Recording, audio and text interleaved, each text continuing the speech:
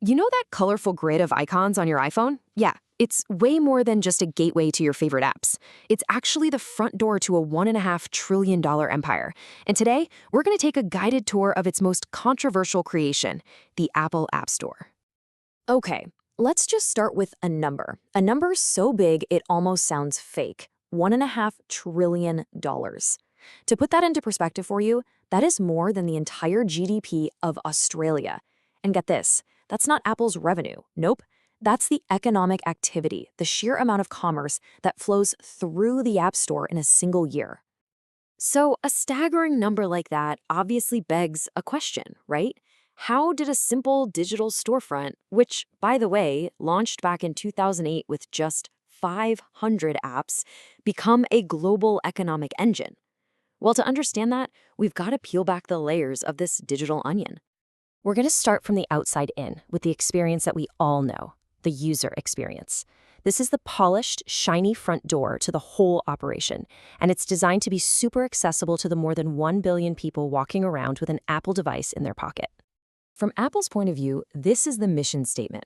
The App Store is presented as this meticulously curated boutique. It's not some chaotic flea market. It's a place where every single app has been vetted for security, for privacy, and for quality. And that feeling of safety and trust, that's the foundation of the whole relationship with you, the user. But here's the wild part. This curated boutique is also a mega mall. Despite that strict curation, there are over 1.8 million apps available for you to download. It's a total paradox, isn't it? A very carefully controlled environment that also offers what feels like an infinite amount of choice for literally any interest you can think of. So, if that's what's happening out front, what's going on backstage? Let's flip this around now and look at it from the developer's point of view. What are the rules that they have to play by just to get their app onto your phone? Well, the path to the App Store is a narrow one, and Apple basically holds the map. Developers have to use Apple's specific software development kits, they have to follow a long and very detailed set of guidelines, and then they have to submit their app to a team of actual human reviewers. The message is crystal clear. To get into the garden, you have to pass through Apple's gates, and Apple holds every single key.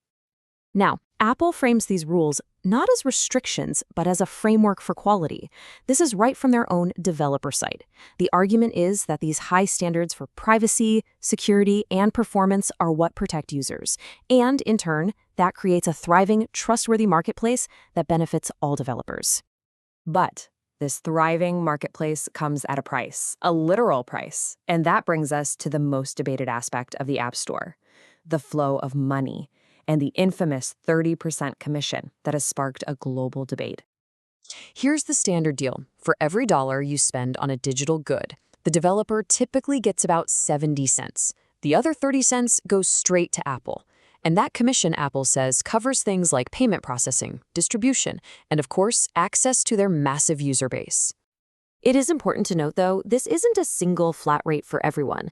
In response to a ton of criticism, Apple introduced the Small Business Program. So if a developer earns less than $1 million a year through the App Store, Apple's commission gets cut in half, down to 15%.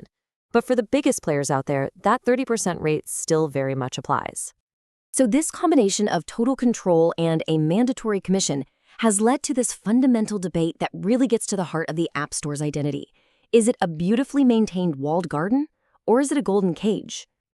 The garden argument, which is the one championed by Apple, is that the walls are there for a reason: protection. They keep out malware, scams, and low-quality apps. And the commission? Well, that's just the cost of watering the plants, trimming the hedges, and paying for the security guards who maintain this safe and prosperous environment. But a lot of developers and regulators see a very different picture. And what started as just some murmurs of discontent has grown into a full-blown legal and regulatory assault, with giants like Spotify and Epic Games leading the charge. The critics' arguments really boil down to these key points. They argue that because the App Store is the only way to reach iPhone users, it's a monopoly. They say the mandatory commission is basically a tax, and that forcing everyone to use Apple's payment system prevents competition. Some even accuse Apple of using its rules to hurt apps that compete directly with its own services, like Apple Music. Now, this isn't just some theoretical debate. The battle over the App Store is reshaping the digital world as we speak. So for our final section, let's look at how this fight for control is defining the future of apps. You know, the first cracks in that wall are actually appearing right now in Europe. The Digital Markets Act, a landmark piece of legislation, is forcing Apple to do the unthinkable, allow alternative app stores on the iPhone. So for the first time in 15 years, the gates of the walled garden are being forced open. And so, here we are, full circle. The App Store's success was built on a simple trade-off: access in exchange for control. For years, that trade was non-negotiable. But now, everything is on the table. And that leaves all of us with a question that will define the next chapter of our digital lives. In a world built on apps, who gets to write the rules?